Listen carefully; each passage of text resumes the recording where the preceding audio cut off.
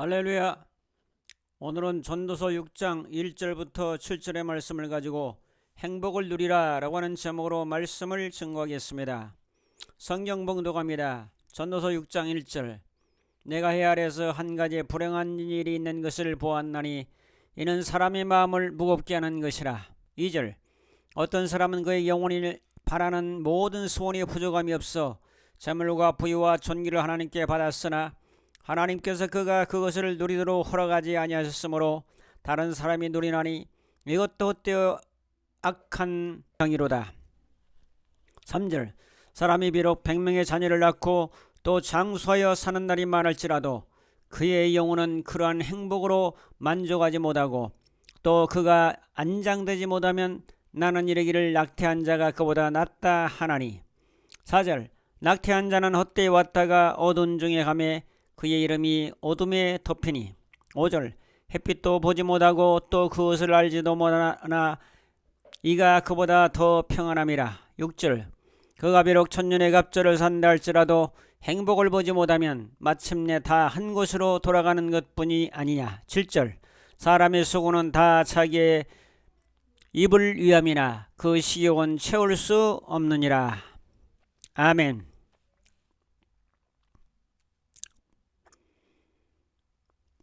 인사하겠습니다. 행복을 보면서 살아갑시다. 할렐루야. 성도 여러분, 여러분은 행복이 무엇이라고 생각하십니까? 이 질문은 무엇을 갖춰야 행복한가 하는 행복의 조건과 관계가 있습니다. 즉, 무엇을 갖추어야 행복한가 하는 것입니다. 메달리스트의 행복지수는 얼마나 될까? 미국 코넬 대학교 심리학과 연구팀에서 1992년 하계올림픽 23명의 은메달을 딴 사람과 18명의 동메달을 딴 사람을 연구해서 발표를 했습니다. 금메달을 딴 사람은 10점 만점이었고 경기를 마치고 나온 동메달과 은메달을 딴 사람 중에 누가 행복도가 높을까요? 우리는 당연히 은메달리스트가 높은 것으로 생각하지만 10점 만점에 그 결과는 은메달을 딴 사람은 4.8이었고 동메달을 딴 사람은 7.1이었다는 결과가 나왔습니다. 왜 그런 결과가 나왔는가요? 은메달을 딴 사람 좀 더 잘했으면 내가 금메달을 딸 수 있었을 텐데 하는 아쉽다는 아쉬움이 가득했고, 동메달을 딴 사람 자칫하면 노메달을 될 뻔했는데 동메달을 따게 되어서 너무 기쁘다는 것입니다. 행복과 만족도가 우리가 일반적으로 생각하는 것과 전혀 다르다는 조사가 나온 것이죠. 행복은 외적인 환경도 중요하지만 내가 마음을 어떻게 다스리느냐에 따라 바뀔 수 있다는 것입니다. 욕심이 많은 사람은 행복할 수가 없습니다. 늘 감사와 긍정적인 마인드를 가진 사람은 어떤 환경이 와도 행복할 수 있습니다. 오늘 말씀은 솔로몬을 통해서 주시는 말씀을 소개하고 있습니다. 전도서처럼 인생의 깊은 심층적인 면을 다루는 책은 없을 정도입니다. 우리는 이 전도서의 말씀을 통해서 행복이라는 주제를 다시 한번 살펴보려고 합니다. 오늘 말씀에서 행복을 누리지 못하는 사람이 있고 행복에 만족하지 못하는 사람이 있고 행복을 보지 못하는 사람이 있습니다. 우리는 어떤 사람이 되어야 할까요? 오늘의 말씀을 통해서 2024년 신년을 맞이하면서 행복을 누리며 보며 살아가는 사람이 되기를 소망합니다. 첫 번째로 살펴볼 것은 행복하려면 마음이 가벼워야 한다라고 말씀합니다. 1절에 보시면 내가 이 아래에서 한 가지 불행한 일이 있는 것을 보았나니 이는 사람의 마음을 무겁게 하는 것이라. 그러므로 성경대로 그대로 직역하면 사람의 마음이 무거운 것이 불행스러운 일이라는 거죠. 어떻게 하면 행복할 수 있을까? 오늘 본문에서는 마음이 가벼워야 한다고 말씀합니다. 몸이 무거우면 앞으로 나가기가 힘들고 계단 오르기가 힘들고 오르막길에서 힘이 듭니다. 인생은 항상 평지만 있는 것이 아닙니다. 때로는 오르막길도 있고 내리막길도 있고 평지도 있습니다. 정상에 오르가려면 힘이 듭니다. 많은 에너지가 필요하죠. 몸도 그러하듯이 마음도 가벼워야 한다고 성경은 말씀합니다. 이것이 불행한 일이라고 전도서 기자는 우리에게 알려주고 있습니다. 성도 여러분, 어떻게 하면 마음이 가벼워질 수 있을까요? 새가 하늘을 날 수 있는 것은 몸이 가볍기 때문입니다. 중요한 건 가벼워져야 한다고 지적하지요. 마음이 무거우면 불행스럽다고 성경은 말씀합니다. 저는 오랫동안 멀리 나는 새를 봅니다. 대체적으로 날개가 크든지 가벼운 새들입니다. 가장 가벼운 새 중에서 당연히 으뜸을 꼽는다면 제비입니다. 얼마나 날아가는 모습이 날쌔고 빠른지도 모르지요. 참새는 날개가 짧아서 멀리 날지 못하고 닭은 무겁고 날개가 짧기 때문에 멀리 날지 못하고 지붕 정도 날아갑니다. 그래서 닭 쫓던 개가 지붕을 쳐다보죠. 우리는 닭으로 살면 되겠습니까? 안 되죠. 성경은 무슨 새를 말합니까? 성경에 단연 으뜸되는 것은 새중의 왕 독수리를 꼽고 있습니다. 이사야 40장 31절에도 여호와를 앙망하는 자는 새 힘을 쉰다고 말씀하고 있습니다. 다른 막지라에도 곤빛이 아니하겠고 걸어가도 피곤치 아니하리로다라고 말씀하고 있습니다. 성도 여러분, 오늘 우리는 독수리 같은 신화를 가지고 날개를 펴고 저 푸른 창공을 휴리를 타고 성령의 바람을 타고 날아갈 수 있는 귀한 신앙이 되시기를 축복합니다. 가요에 보면 그런 그 남진의 노래인가요? 얼굴만 예쁘다고 여자냐, 마음이 고와야 여자지. 소유만 많다고 행복이냐, 마음이 가벼워야 행복이지 라고 저는 생각해 보았습니다. 근심과 염려와 걱정과 고민, 우울, 좌절, 실망, 허탈 같은 단어는 우리의 마음을 무겁게 만듭니다. 이런 것을 물리치면서 살아가야 합니다. 해답에는 뭐가 있는가? 이런 모든 걸 해답하는 것은 예수의 피입니다. 이 땅 살아가는 답은 흙입니다. 흙 속에 모든 먹을 것과 입을 것과 쓸 것과 광물질과 모든 살아가는 자원들이 다 있는 것처럼 우리 인생의 모든 문제, 이런 무겁게 만드는 것의 해답은 피 한 단어입니다. 예수의 피. 예수님의 피가 우리의 모든 억만지약을 탕감하시고 과거와 현재와 미래의 모든 죄를 깨끗하게 씻었으며 우리의 마음속에 무거운 것과 상처, 고통과 우울과 허탈을 다 담당하시고 내가 너에게 자유를 주노라고 말씀하시며 진리가 너희를 자유케 하리라고 선언하셨습니다. 그러므로 우리는 영원한 수체사와 영원한 속죄의 보혈의 공로를 잊으면서 주님의 피를 의지할 때 우리 마음속에 무거운 것들을 얼마든지 날려버리고 승리할 수 있습니다. 긍정심리학자 탈벤 샤르는 사람은 어떻게 성공하면서 동시에 행복할 수 있을까? 야망과 행복은 조화될 수 있을까라는 질문 앞에서 4가지 중 생활 방식을 소개하고 있습니다. 첫 번째가 미래의 행복을 위하여 현재 즐거움을 희생하는 성취주의자가 있습니다. 두 번째는 현재의 쾌락을 위해서 고통을 회피하는 쾌락주의자가 있습니다. 세 번째는 인생에는 아무런 의미가 없다며 학습된 무기력에 빠져 삶을 체념한 허무주의가 있습니다. 네 번째로 현재와 미래를 위해서 성공과 행복과 의미를 동시에 추구하는 행복주의자가 있습니다. 좀 더 세부적으로 말씀드리면 성취주의자는 베를린 예술대학교 한병철 교수는 우리 사회는 피로 사회이다. 21세기 사회는 규율 사회에서 성과 사회로 변모했다고 진단했습니다. 성과가 없으면 쓸모없는 사람이고 성과가 있으면 그 능력이 많고 우수한 사람이라고 평가했습니다. 성취지향적인 성과 사회에서는 많은 우울증 환자와 낙오자를 만들어내고 있습니다. 톨스토이가 말한 현재, 이 프레젠트는 선물, 프레젠트란 그 단어와 스펠링이 똑같습니다. 현재는 그러기 때문에 선물입니다. 그는 이렇게 말했습니다. 톨스토이는 현재 이 시간이 가장 중요하고 현재 만나는 사람이 가장 중요하고 현재 하고 있는 일이 가장 중요하다. 이걸 종합해서 가장 중요한 것은 뭐냐? 현재 중요한 일은 내가 관계하고 있는 바로 그 사람들을 사랑하는 일이 가장 중요하다고 역설했습니다. 그 다음에 쾌락주의자는 오로지 현재 초점이 맞춰져 있기 때문에 즉각적 만족을 얻을 수 있으면 나중에 피해를 보는 행동도 서슴지 않습니다. 그것이 성욕이든 식욕이든 도박이든 쾌락에 매진합니다. 이들은 현재 행복감은 있을 수 있지만 지속적인 행복감으로는 이어지지 않습니다. 쾌락은 적응이 되며 내성으로 인해 그 강도를 높여야 하는 중독적인 삶으로 이어지기 마련입니다. 쾌락주의자가 천국이라고 생각한 것은 지옥입니다. 혼자 행복한 것은 행복이 아닙니다. 여러분, 사람은 더불어 사는 존재이기 때문에 다른 사람은 분해하고 나만 행복한 것은 행복이 아닙니다. 내가 속한 공동체 행복도가 높을 때 나 역시 행복할 수 있다는 사실을 우리는 깊이 깨달아 알아야 할 것입니다. 다음에 허무주의자는 네 가지 유형 중에서 가장 나쁜 유형입니다. 인생 목표를 잃고 행복 추구 자체를 단념해버린 사람들, 현재 자신은 불행하다고 믿으며 무기력감에 빠져 그는 앞으로 행복할 수 없다는 허무주의의 마음, 그것은 우울증에 빠지기 쉽습니다. 셀리그먼은 과거의 실패에 사로잡힌 상태를 학습된 무기력이라고 표현하고 있습니다. 행복주의자는 어떻습니까? 이것은 현재와 미래 모두 행복할 수 있는 것을 찾는 사람들입니다. 다시 한번 말씀하면 현재와 미래에 동시에 행복을 찾는 사람들, 그는 지금 현재 행복할 것인가 미래 행복할 것인가를 묻지 않고 현재와 미래를 행복할 것이라고 이제 묻습니다. 아이들은 행복한 성취주의자로 키워야 됩니다.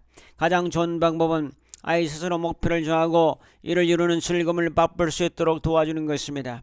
스스로의 삶을 즐길 줄 아는 능력, 자기를 존중하면서 다른 사람을 사랑하는 마음, 좋은 관계를 만들고 유지하는 힘이 바로 행복의 특효약입니다.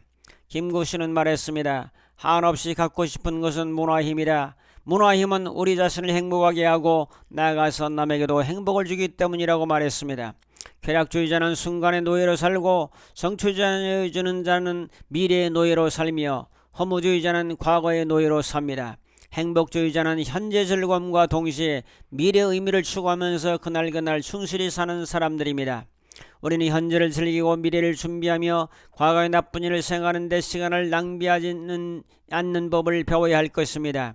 과거는 지나간 역사이고 미래는 신비이며 현재는 선물입니다. 행복한 사람은 즉각적인 만족을 지연시키고 더 먼 안목을 보는 자기 절제력이 뛰어납니다. 한국 사람은 현재가 없습니다. 미래를 향해서만 달려가고 있습니다. 미래에 도달하면 또 다른 미래가 기다리기 때문에 거기에 가도 현재는 없습니다. 사랑하는 성도 여러분, 십자가를 바라보고 마음이 무거운 것을 벗어버리고 이 현재의 미래를 보면서 웃을 수 있는 가능성을 바라보고 날아가는 그런 행복주의자가 다 되시기를 축복합니다. 그건 두 번째로 행복은 누려야 합니다. 2절에 보면 어떤 사람은 그의 영혼이 바라는 모든 소원에 부족함이 없어 재물과 부여와 존귀를 하나님께 받았으나 하나님께서 그가 그것을 누리도록 허락하지 아니하셨다고 말씀합니다. 여러분, 누려야 되는데 누리지도록 허락받지 않은 사람도 있습니다. 누리다고 하는 아칼이라는 단어는 먹다, 삼키다, 소비하다는 뜻을 가지고 있습니다. 먹어야 힘이 납니다. 먹어야 내 것이 되는 것입니다. 먹어야 행복감을 느끼는 것입니다. 그래서 말씀도 먹는 것으로 표현하고 있습니다. 설교는 말씀에 밥상을 차려놓는 것입니다. 밥도 하고 국도 끓이고 김치도 넣고 나물도 하고 생선도 데치고 찌개도 만들어서 한정식으로 잘 만들어서 맛있게 차려놓은 것을 의미합니다. 설교는 하나님의 말씀의 밥상입니다. 그러므로 이것을 내가 잘 먹고 흡수하고 잘하면 힘이 되고 에너지가 되어서 활력이 나고 능력이 됩니다. 에스겔 3장 2절은 말씀합니다. 내가 입을 벌리니 그가 그 두루마리를 내게 먹이시며 라고 말씀합니다. 여러분, 어떤 사람은 영혼에 부족함이 없습니다. 재물과 부유와 존귀를 다 하나님께 받았습니다. 그런데 그것을 누리지 못하는 사람이 있습니다. 내가 쌓았지만 누리는 것은 다른 사람이 누리는 것입니다. 여러분, 금강산도 식후경이듯이 행복은 내가 먹어야 합니다. 내가 누려야 합니다. 현재 미래를 바라보면서 내가 누리며 살아야 합니다. 여러분들은 주신 모든 것을 누리면서 살아갈 수 있기를 축복합니다. 여러분, 사람들은 얼마나 행복한가, 무엇이 행복을 결정하는가, 두 가지 요인이 있습니다. 하나는 유전적인 요인입니다. 유전적인 요인은 한 50% 정도를 차지합니다. 행복 수준의 차이를 가져오는 50% 아주 큰 요인이죠. 사람의 힘으로 내 힘으로 어떻게 바꿀 수 없는 유전적 요인, 타고난 거죠. 한 인간이 얼마나 밝고 명랑한지, 스트레스를 얼마나 감당할 수 있는 건지, 걱정이나 우울감이 얼마나 심하게 느끼는지 아닌지 유전적으로 태어난다고 말하고 있습니다. 환경적 요인은 삶의 상황과 의도적 활동이에요. 성장 환경이 어떤가, 나이가 어떤가, 수입이 어떤가, 지능지수가 어떤가, 신체적인 매력이 어떤가, 성별, 가족 상황, 교육 경험, 의도적 활동, 이런 모든 것들이 40%를 차지하고 있습니다. 사실상 우리 행복들을 결정하는 것은 우리가 일상적으로 하는 의도적 활동과 경험이 많아야 되죠. 그게 40%예요. 우리의 태도가 감사한가, 당연한가, 용서하는가, 앙심을 품고 있는가, 낙관적인가, 비관적인가, 우리가 바른 선택할 수 있다면 행복은 상당 부분에 손이 미치는 곳에 있습니다.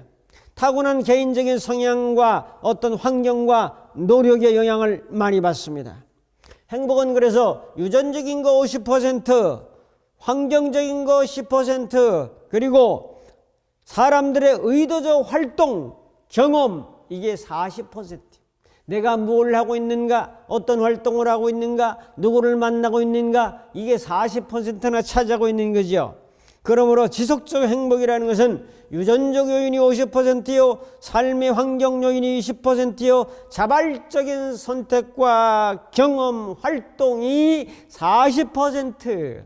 그러므로 여러분들은 오늘 이 현재 어떤 활동을 하고 있는가 하는 것은 대단히 중요하다는 거죠. 자, 미국의 사람들의 3분의 1은 행복하다고 했고 한국의 70% 사람들은 이제 행복하지 않다고 했습니다. 정상적인 신체를 가진 사람들은 50%가 행복하고 22%가 불행감을, 나머지는 28%는 불행도 아니고 행복도 아니었습니다. 스스로 행복하다고 느끼는 사람은 20% 정도 사람밖에 안 됩니다. 여러분, 행복은 미래의 목표가 아니라 현재의 선택입니다. 행복을 미래의 목표로 정하는 순간 현재의 불행을 경험하게 될 것입니다. 바로 지금 여기서 스스로를 관찰해서 행복한 마음을 느끼는 것이 현재 행복입니다. 예배 드리는 거 참 행복하다. 저렇게 좋은 말씀을 들을 수 있다니 너무나 행복하다.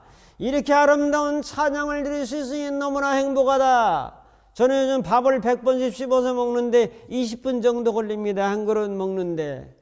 밥을 오래오래 씹으면 달콤하고 하나님도 도와주셨죠. 저 지방에 있는 사람이 된장을 만들어서 사 먹었지만 올려줬지요. 서해안에 저 또 조개를 잡아서 보내줬죠. 아내가 끓이죠. 저 러시아에서 가스가 공수됐지요.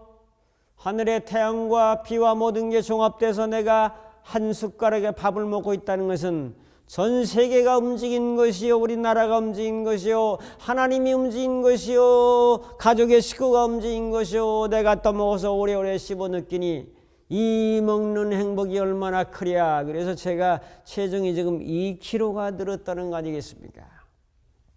자, 그래서 작은 행복을 누려야 돼. 이발하고 나면 참 행복하다, 참 멋지다, 아름답다, 참 잘생겼다, 하나님이 만든 작품과 이 새로운 피조물이 얼마나 좋으랴. 행복감. 샤워를 하고 딱 이야 얼마나 시원한가, 혈액순환 잘 되고 참 얼마나 기분이 좋은가. 청소하고 나면 야 얼마나 이 환경이 깨끗해졌는가. 내가 달릴 수 있으면 내가 달릴 수 있으니 휠체어 있는 사람들보다 얼마나 행복한가. 저 푸른 하늘에 새가 날아가는 모습을 바라보면서 야 시각장애인인데 나는 이렇게 마음껏 볼 수 있으니 얼마나 행복한가. 순간순간의 행복이 얼마나 많은지 몰라. 운전하고 가면 야 내가 운전도 잘할 수 있으니 얼마나 감사한가. 운동하면 내가 이렇게 건강해서 운동할 수 있으니 얼마나 감사한가.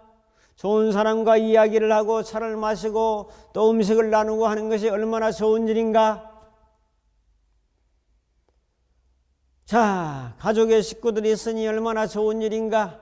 혼자 사는 것보다 둘이 셋이 함께라고 하는 더불어 살아가는 이 모습이 얼마나 아름답고 행복한 일인가. 이게 뭐예요? 작은 행복. 큰 행복만 생각하지 말고 작은 행복이 쌓이면 이것이 점점 커지는 거 아니겠어요? 현재의 작은 행복, 현재의 작은 행복을 누리며 살아갈 수 있기를 주의 이름으로 축복합니다. 과거는 역사이고 내일은 아직 미지의 세계고 오늘은 선물입니다. 여러분, 굿버시 행복영의 저자 프랑스와 룰루르가 말했어요. 진정한 행복은 먼 훗날 달성하는 목표가 아니라 이 현재 순간에 존재하는 것이다.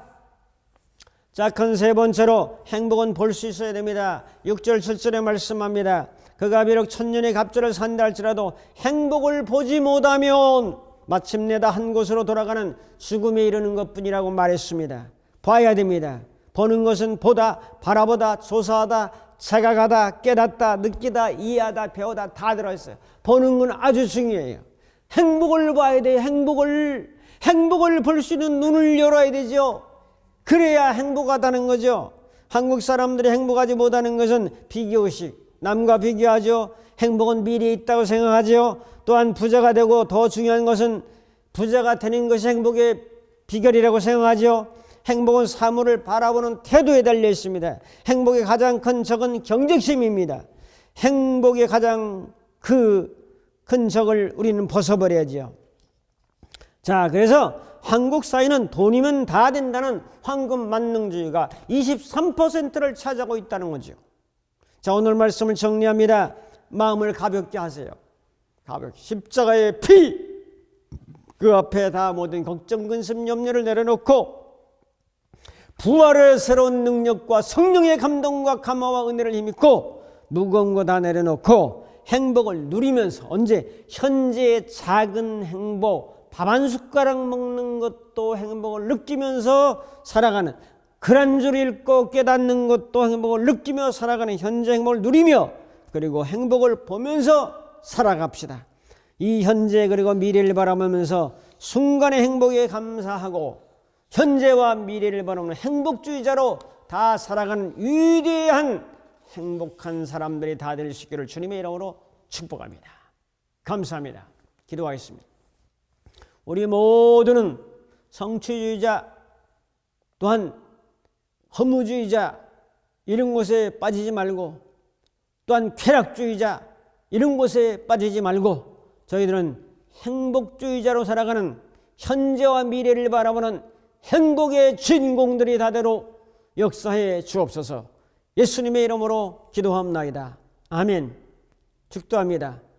이제는 우리 주 예수 그리스도의 무한하신 은혜와 하나님 아버지의 극진하신 사랑하심과 성령님의 감화 감동 인도 충만 교통하심이 행복자로 살아가기로 결단하는 모든 심령들 머리머리 위에 저들의 가정과 섬기는 교회와 이 나라 민족과 전 세계 위에 이제부터 영원토록 함께 있을지어다. 아멘.